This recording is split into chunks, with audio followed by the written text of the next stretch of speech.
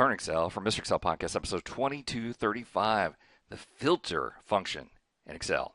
Hey, welcome back to the Mr. Excel Netcast. I'm Bill Jelen. Brand new function, an array formula, a modern array formula, the filter function. So I want to get all of the red cells from that range over there.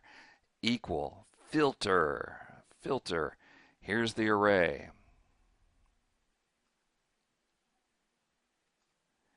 Which ones do I want to include? I want to say where this range is equal to red.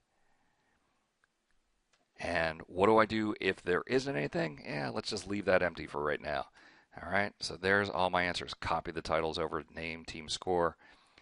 All right, but do we have to hard code that? No, of course not. Let's add a little cell up there.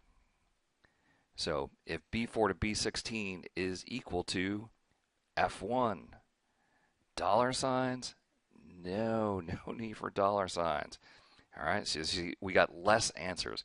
Ask for red, I'll get more answers. It automatically expands on the fly. Ask for yellow, CALC error.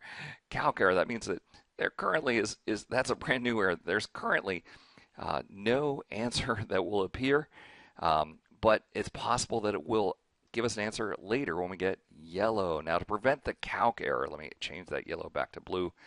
To prevent that CALC error, that's where that third function comes in. And we'll just say none found. So that's the if empty. Press enter and we get none found. Change to red and it will return the answers.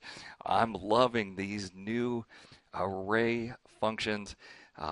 Mike Gervin's Control-Shift-Enter book spent an entire chapter on how to do this, and now it's one single formula. Mike, when you redo that book's going to go from 355 pages to a much less if they have these new Excel functions. Now, my new book, Microsoft Excel 2019 Inside Out, doesn't go into as much detail as Mike Gervin's book, but it definitely will talk about these new array formulas.